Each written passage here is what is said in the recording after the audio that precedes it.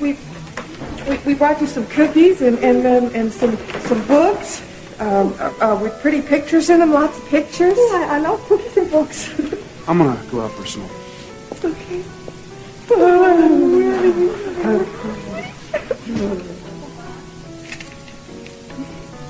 The islands of Hawaii are the tops of great mountains that rise up from the floor of the sea.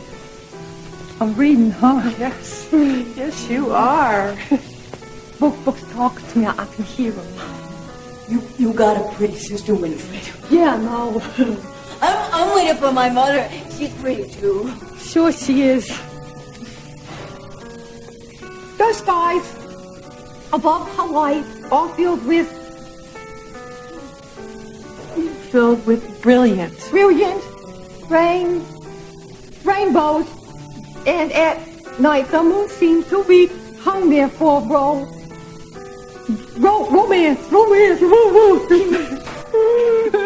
That's the problem with the people of this world we've ruined. Everybody has a story. Some are the heroes of theirs, some are the villains of theirs. Some people long to have their stories told, while some would do anything they can to forget or rewrite parts of theirs. Too many people have life-shapingly mental and physical illnesses throughout their stories. But there's far too many people, commonly referred to as normies, in this world, who don't care about people like them or anyone else, except for their own terrible selves. Anyone ever hear the name Gwynna Sprocket? Also known as Winifred or Winnie, the name given to her by the state, which apparently only came about because they couldn't understand her when she told them her name was Gwynna. No? Oh well. Sadly, I'm not surprised, but I kind of figured. You see, poor Miss Sprocket's story is not a very happy one. Nor is it, for some of the most unfortunate reasons possible, an average or ordinary one. It began with her, one of 4 sisters, Gwynna, Gladys, Miriam and Wanda, as an orphaned, then fostered, then dumped at 6 years old child who, through no fault or choice of her own, spent her formative years in an institution. And since she died and her story ended within institution walls of uterine cancer at the too young age of 44, both are half forgotten today. Her story probably would not even have been told at all were it not for the fact that a freelance writer who'd known her in years previous asked to read Gwynna's 20-some-odd page manuscript of her biography, for which throughout the staff at the institution she had already managed to gain praise and renown, and, deeming it a story worth telling, decided to help her finish it, through the process of several hours of recorded interviews, etc., to fill in the gaps in said manuscript. From what I understand, Gwynna's written account wasn't the best to go by in terms of content, but it was discovered that she did have an exceptional recollection of events in her life. Why am I putting so much emphasis on the telling of a story? Well, it's because, and I must warn you, what I'm about to say may be triggering for some, Gwynna was saddled with the notion, although it would be questioned to what extent could be blamed on the fact that she was so callously neglected as a child by her foster parents,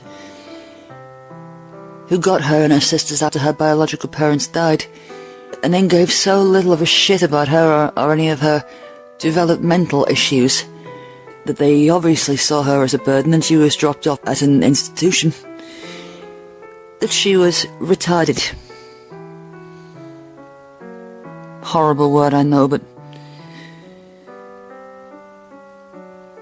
we'll get to the reason why I bring it up right now. In fact, The institution she was dropped off at was known as a state institution for retarded females. And dear sweet Gwynna made it her mission in life to prove heartless fuckheads I hesitate to call people like her brother-in-law Willie wrong. He called her that disgusting word during a Christmas visit and told her in front of everyone else there, that's why you're in the institution. And when she got back to said institution, she was so annoyed by him calling her that, with a notebook and pencils a woman named Mrs. Knopf gave her, she got to work writing her manuscript. Your sister called and she can't come because she's sick. Come on now. Visiting day is over. Well, what's the matter with her? What'd she say? It is nothing serious. Come on, it's time for dinner. Oh, you and your book. You're like that kid up in the Prairie building. He's always carrying around War and Peace. He can't even put a sentence together, and he's carrying around War and Peace. I'm not like that kid. I can read this book. You pretend you carry it around. That's not true. I can read books.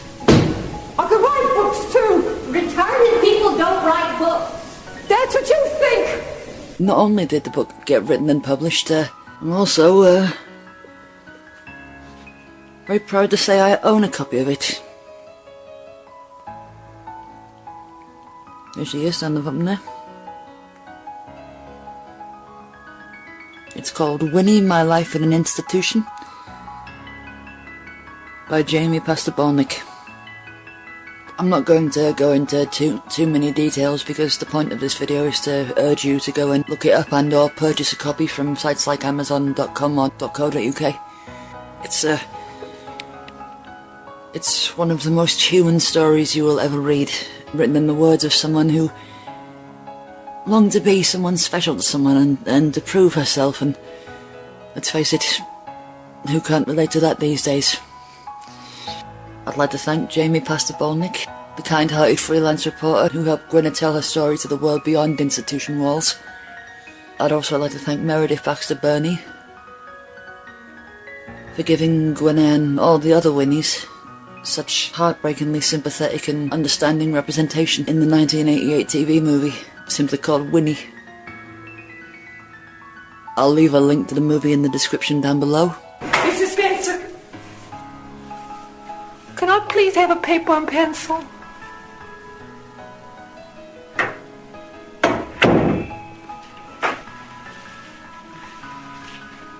So you can write more lies. No, so I can write about when I was little and Patches got excited at an Easter egg hunt and Gladys put pink and yellow ribbons in my hair. Oh, that sounds just lovely, Winifred. But I'm not going to bring you anything until you learn your lesson. Until you accept the fact of what you are and where you are.